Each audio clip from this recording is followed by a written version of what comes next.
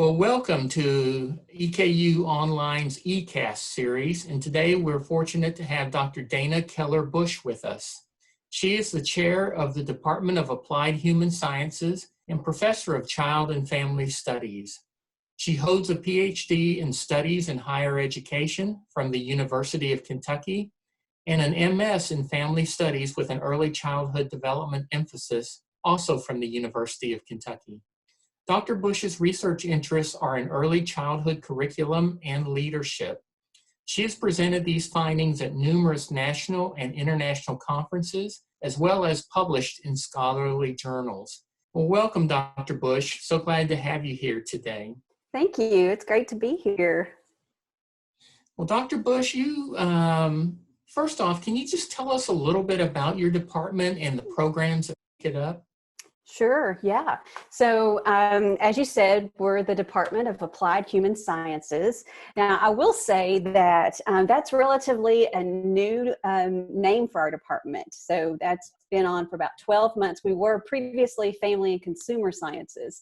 So some people may remember that department. So now we are Applied Human Sciences. And within this department, we currently have two majors. Child and Family Studies with 3 concentrations. So you would have a major, a degree in Child and Family Studies, and then choose one of 3 concentrations: Child Development, Family Studies, or Interdisciplinary Early Childhood Education. And that third concentration we call IECE, and that's a certificate to teach in the public schools through kindergarten.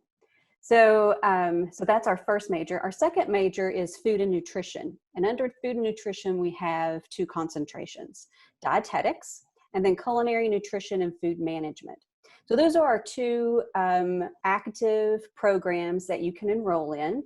We also have 2 other programs that we're phasing out and look to rework in the next year.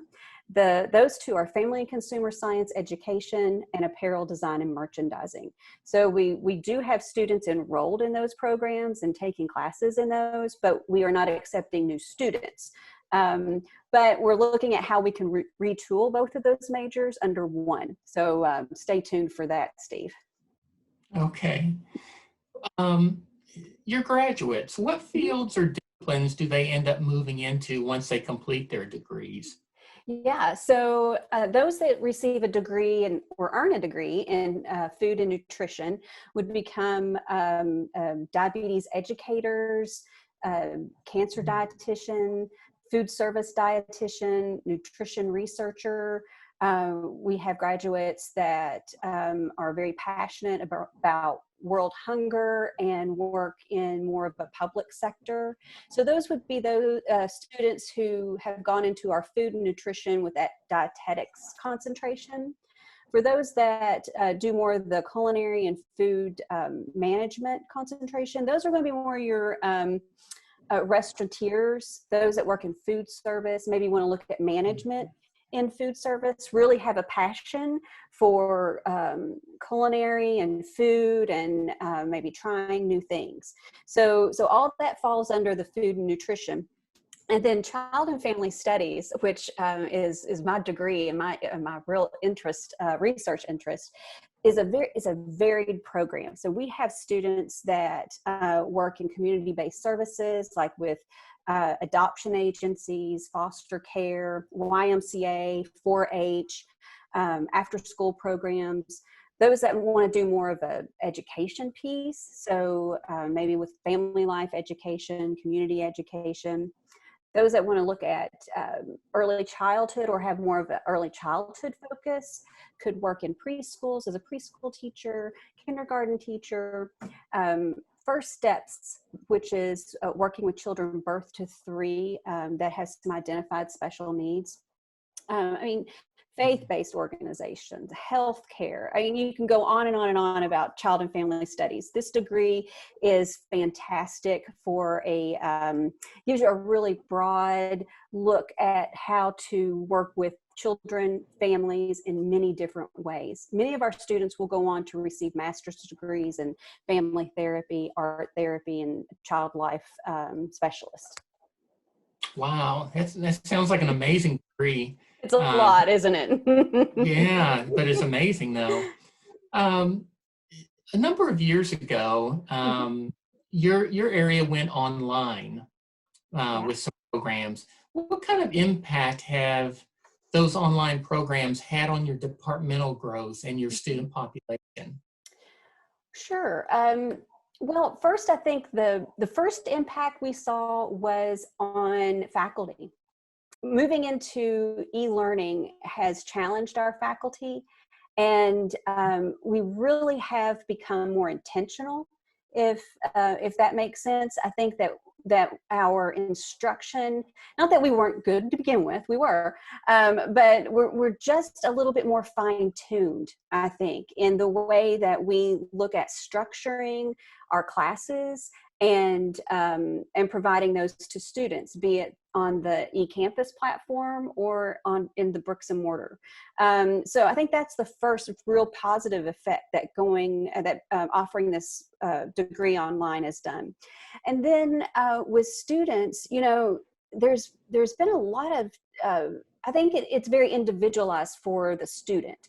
Um, but being able to reach those students that live in areas that cannot come to campus, that have wanted to receive a degree in higher ed in child and family studies, it's just been so impactful for them, because many of our students have been working in childcare or in Head Start, but haven't been able to receive that next promotion or that next level of care for young children because they lack a degree. So that has really opened up opportunities for students that live in outlying areas. Then the growth of our program has, uh, I think this is maybe our fourth, fifth year. We really have seen tremendous growth in the program. We've about doubled our numbers. And this fall, we see the biggest class for our eCampus program. So we're really, really excited about the number of students we have and the effect that we're having on their lives. Oh, very good. That's very exciting. Um, I took a look at one of your classes. I hope you don't mind. Oh no. It's Program Planning for Preschool Curriculum. Uh-huh. And in that class, you deal with topics ranging from the foundation of early childhood through the various curricular domains and how Mhm. to develop activities around those domains. I mean, as I looked at it, it looked like a cross between the disciplines of psychology and education. Mhm. Um, I don't think many people are really aware of the educational status of the child care worker that graduates from a program like ours. Unfortunately, some people think of child care still as babysitting. Well, Dr. Bush, please speak to this misconception and to the rigor of the program that you all have put in place. Sure. Well, you just happened to pick one of my favorite classes, CDF 406. I love that class because it really is where all this stuff starts coming together. Those 200 and 300 level classes that students have been taking, it all kind of melds together into this upper division curriculum class. It's 400 level. So yes, there are elements of psychology, sociology in this class, because in the beginning of the curriculum, students learn about different theories, like Erickson's theories, Piaget. Those are some that we really pull upon when we look at curriculum. How does a child develop? Developmental theorists, because before we can write a curriculum, develop a curriculum for a child, we have to understand their development. Um, a example I always give is with 2-year-olds. How sometimes 2-year-olds go through a period of biting. I don't know if you've ever been around a child. Not every child bites, but it's very concerning when that happens, because it shows aggression, and but there's a reason why children do that. And it's a developmental reason. It has to do with speech and language, and that so their speech and language may be a little bit delayed, a little bit behind others, and so they get frustrated and they don't know really how to communicate with you. So so what they do, they might bite you, you know, or they may throw something. So we understand that that's a level of communication. Well, as a teacher of young children, because I know that and understand those developmental stages, then I would develop that curriculum around those needs.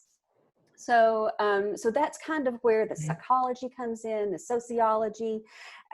We have one theorist, Yuri Bronfenbrenner, that he took this ecological systems approach to development of children and families, and I won't go into the whole thing, but it's really fascinating. And so we pull from that theory to understand children in society, that you know, we can kind of see that children is kind of like the nucleus of a circle, and all around the child they're being affected by different things.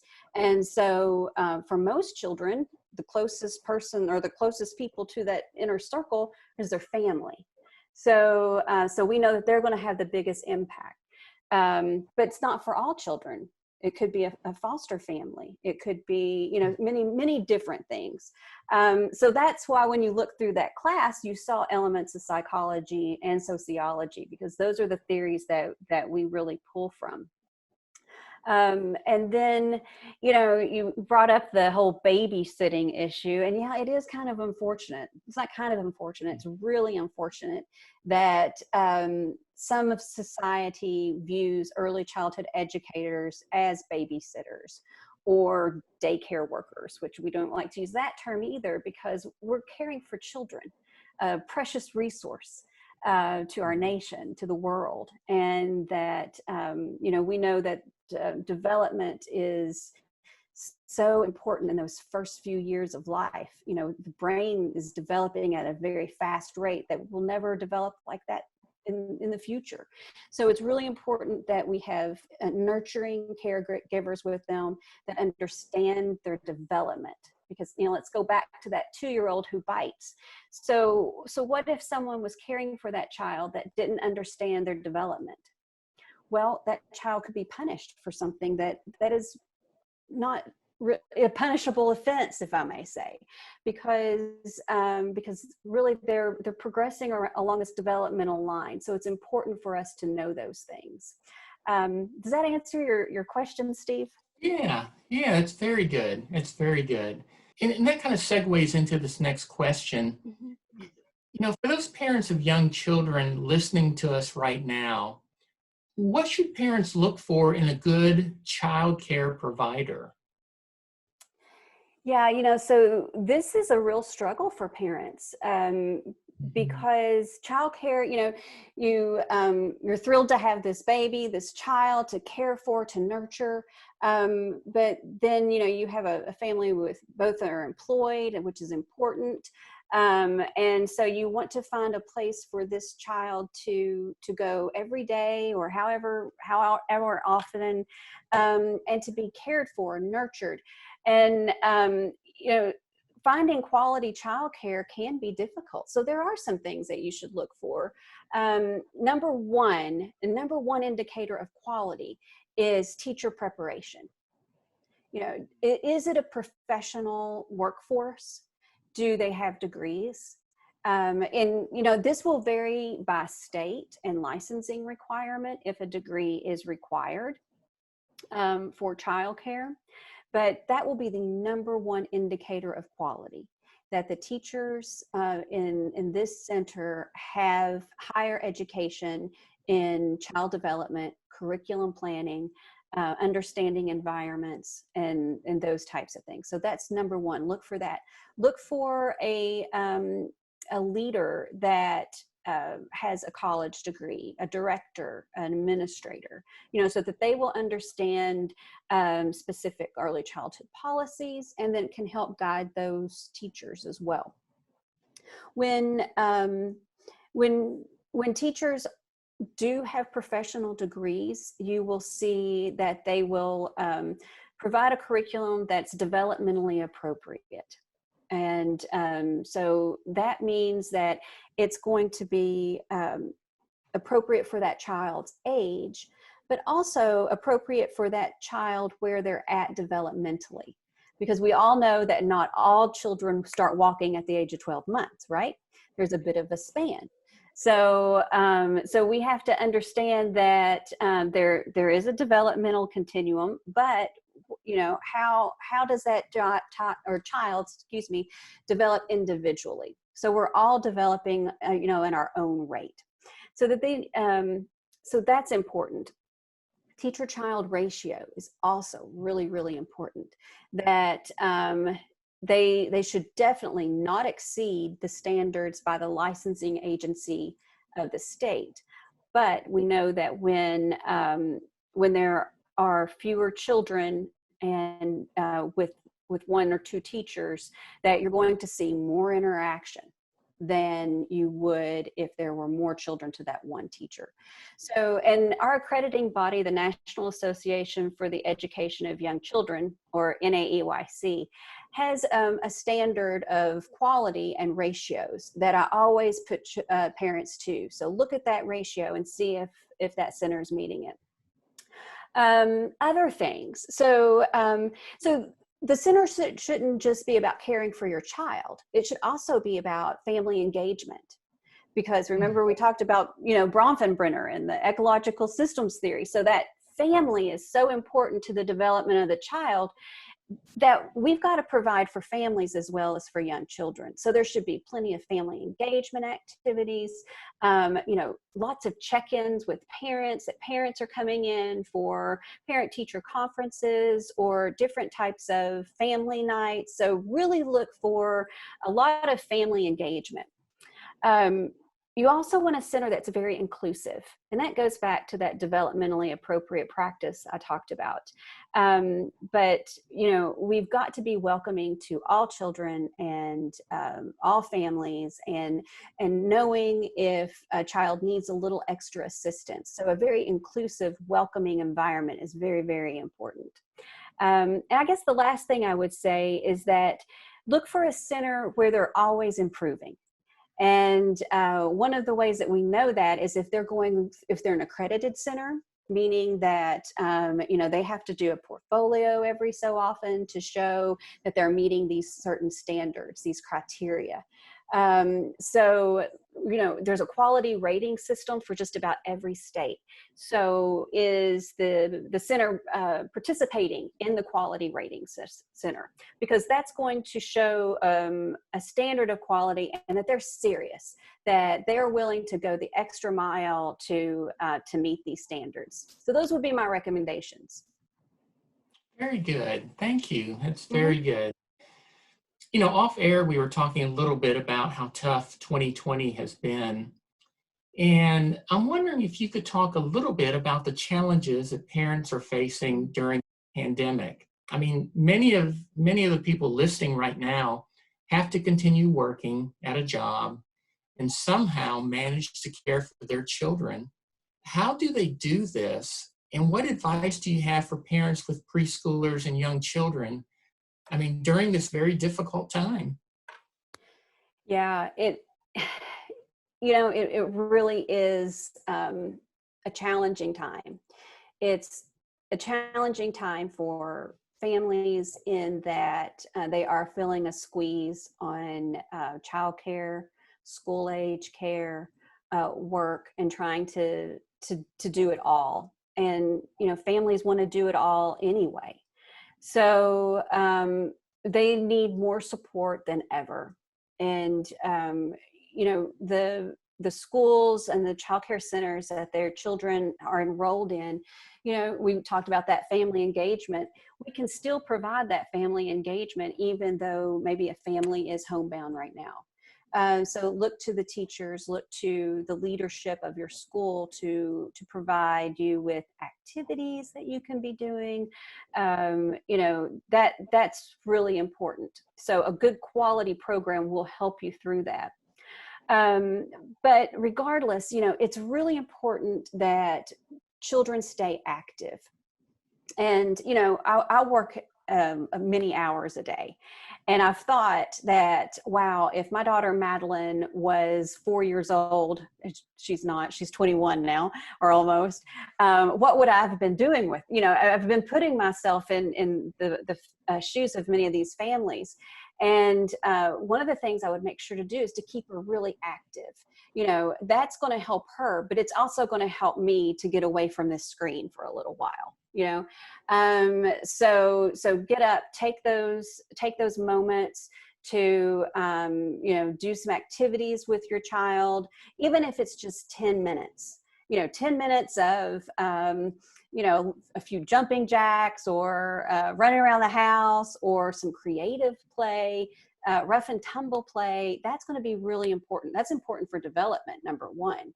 But number two, it's, you know, it's going to, we call them, we're going to shake those sillies out. You know, we're going to try to get some movement in us, and then we can calm, you know. So, so take that time to be active with your child. It's going to be important for you too, because I don't know about you, Steve, but I do see myself, I'm spending so much more time in front of my computer than I did 9 months ago, you know. And so I'll have to remind myself, oh, Dana, you got to get up and walk around for a few minutes. So if I had a young child, I would definitely want to involve them in that.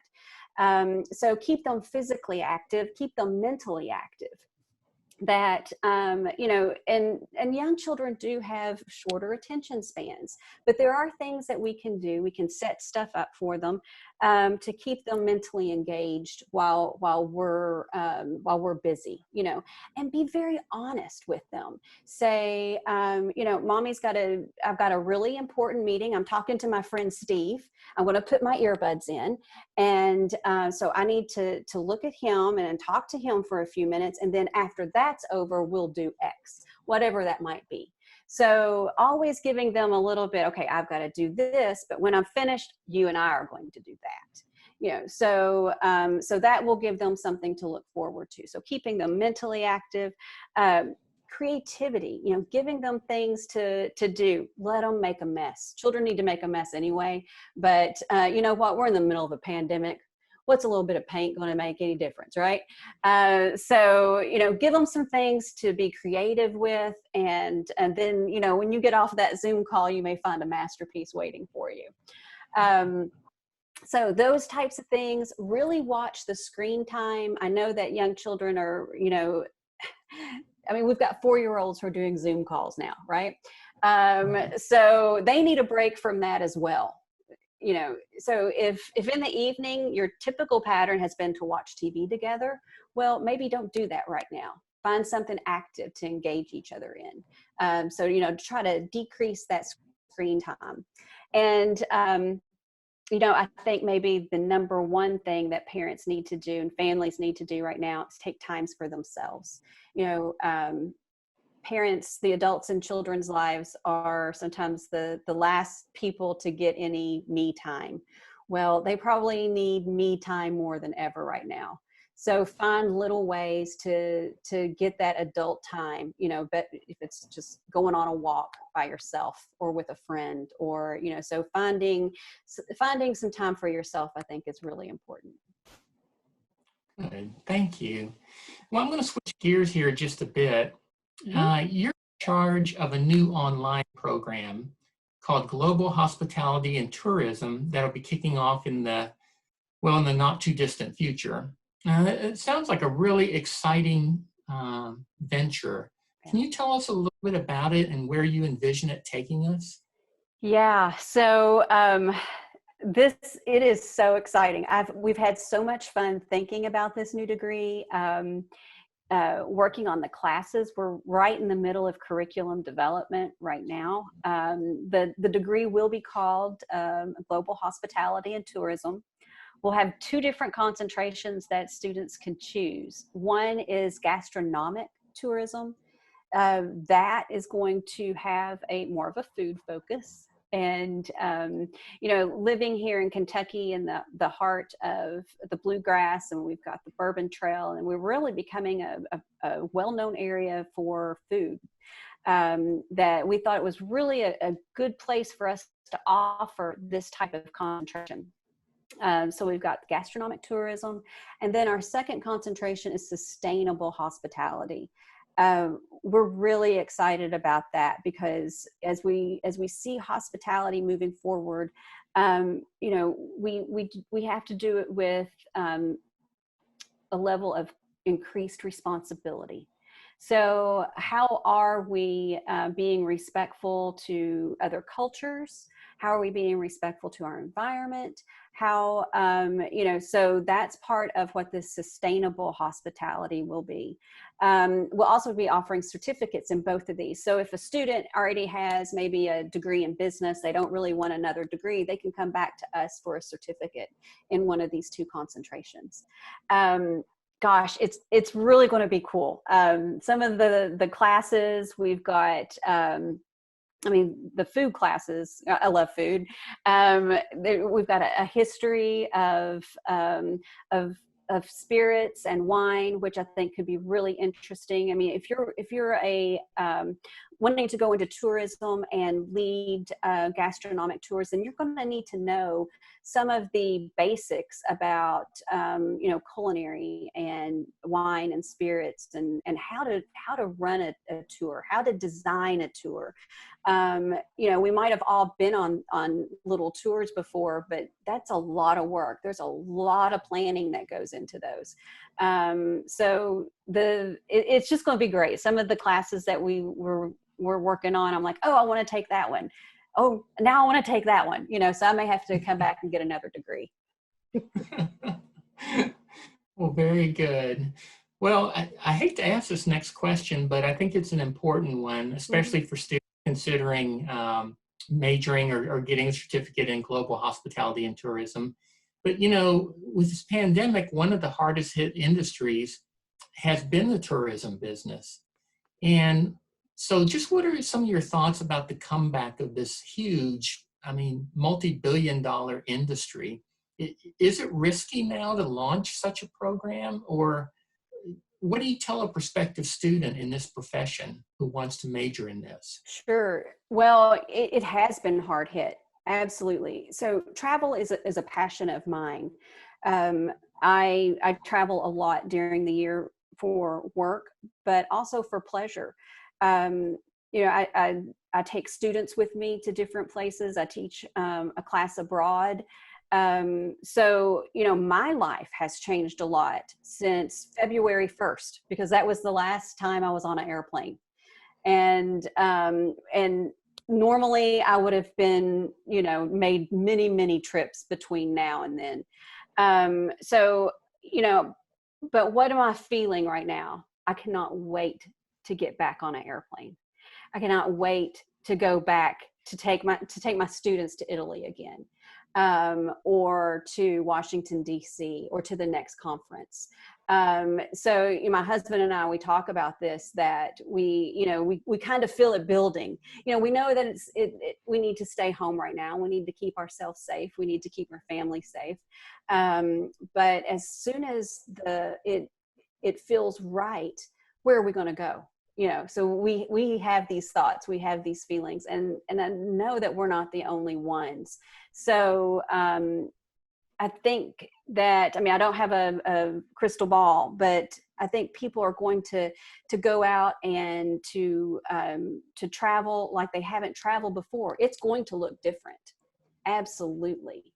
And maybe that's why it's such a great time to enter into this degree and for us to offer a new degree, because it's new for us. It's all new research. We're starting from ground one with the most current research, the most current technology in hospitality and tourism. So when a student comes into our program, it's all going to be the current trends, what's new, because this is what we've been doing for the past year to get ready for the program. We know it, we've been reading it, we've studied it. So I think that this program will go really, really well. And what a better time to graduate than in 2 years or 3 years, depending on when a student comes into our program. Because the hospitality program will come back. We could look back at 9/11 And we know that tourism and hospitality took a hit then. And there was a recovery time, absolutely. But they came back, the industry came back, and in a different way, absolutely. Think about the things that changed after 9/11. Our security changed. Even our packing changed, right?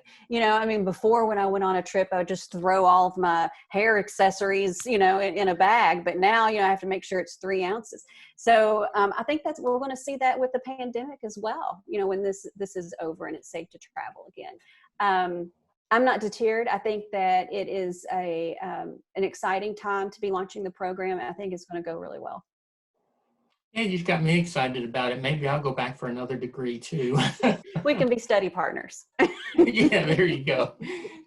Well, I'm going to switch gears a little bit, Dr. Bush, and talk about teaching online a bit. What do you enjoy about this way of education, teaching online? Well, I really enjoy getting to meet a diversity of students that we might not have as much online. I have students that are in my online classes that have experience working in the field and can really share that with the class. So they come with richer perspectives. Now, I'm not saying that a 19-year-old, 20-year-old doesn't have a perspective. Absolutely. But the perspective of a 30-year-old that's been working in early childhood is going to be a little different, a little richer. So that's something I've really enjoyed. I've enjoyed that perspective of the students and communicating with them.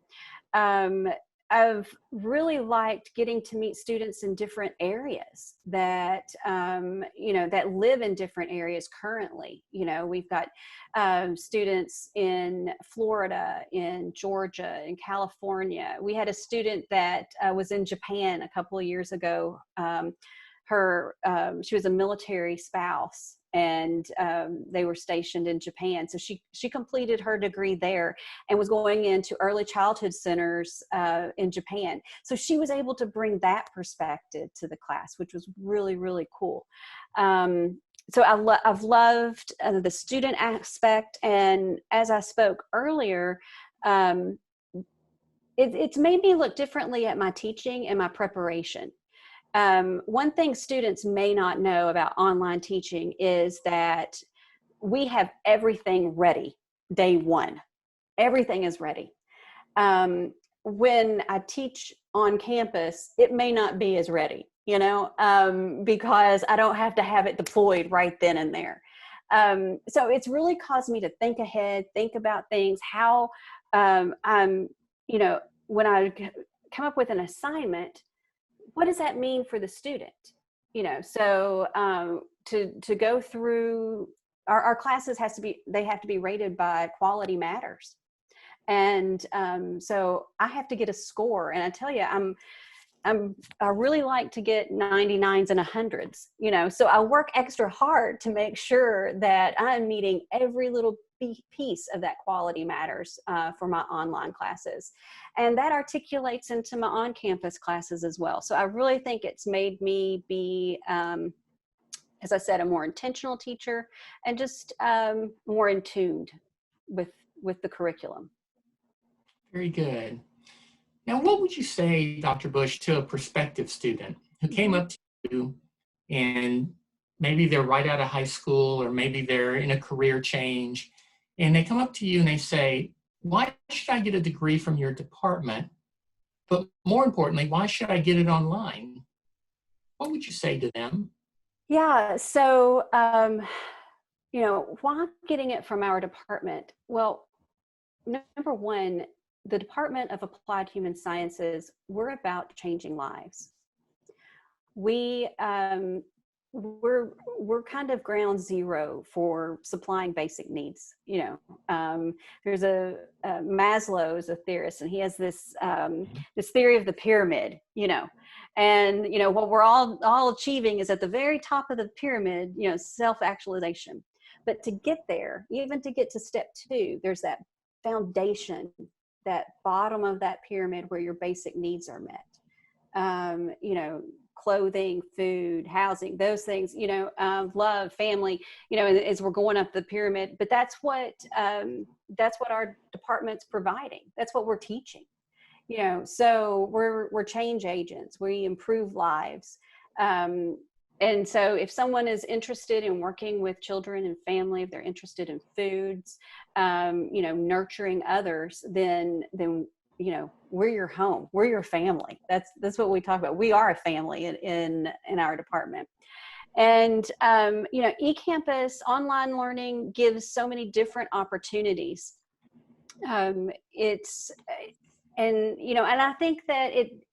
I think some people are like, oh, do I want to do an online degree? Is it going to be the quality of a bricks and mortar degree? Well, let me say, yes, it is. And it goes back to what I was saying a few minutes ago about how that, we're going through that quality matters curriculum, and we're making sure that our classes are meeting all of the standards that are necessary. And we're trying new technologies. So our courses should be on the cutting edge of things. Then, it gives students so much more flexibility that they can work, if they choose. If they don't, that's fine too. But there's a lot more flexibility in online learning, and you can travel and do things. You can, so for our students who need, to do so many different field hours, well, they're not set to one place. They could go, a couple hours away and do some observations. So I think it gives a lot more flexibility in what the students can achieve. Yeah, when the pandemic hit in the spring, there was a lot of negative talk about online learning because of the quickness and the speed that we had to adjust courses. But one thing that people forget is that there was a vast difference between online learning and remote instruction, because that's really what the spring was just trying to get a class that was completely face-to-face into some kind of online format. But real online teaching, as you mentioned, is something that's planned way ahead. It goes through quality checks. It's thought through for the whole semester. And, so one of the exciting things about all this is getting people to understand what online teaching and learning is really about. And that it's not just some rush job of trying to get something, put together so you can have a class. But it's actually a planned approach, which is, for most online students, very inviting and really very fun, I think.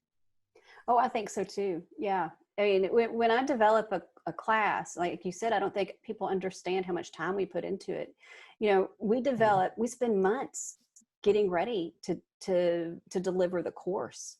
And I had never done that before. I mean, not that I didn't prepare. I don't want anybody to think I was a slacker. But I didn't go so deep like I do now prior to teaching. And that's made a big change, I think, in how we teach. So, when those of us that had online programs already, when the pandemic hit, we were like, we got this. We've done this, and the feedback from our students was so strong. Even those courses that we were teaching online or on campus that we had to switch, they were so appreciative. I feel good about what we did in the spring. I feel really good about what we're doing this fall as well. Good. Well, that's all the questions I have, Dr. Bush. Is there anything else you'd like to share with our audience today? Oh, I don't think so. If there's any questions or follow up to any of the things that we've talked about, contact me. We can discuss it further. I love to talk about our programs. I never, ever get tired of it, ever. So just give me a call and I'll just talk forever then. Okay. Well, we want to thank you so much for your time and just appreciate you spending some actually more than a few minutes. You spent some time with us this afternoon, and I just really appreciate it. Thank you so much. Oh, thank you, Steve.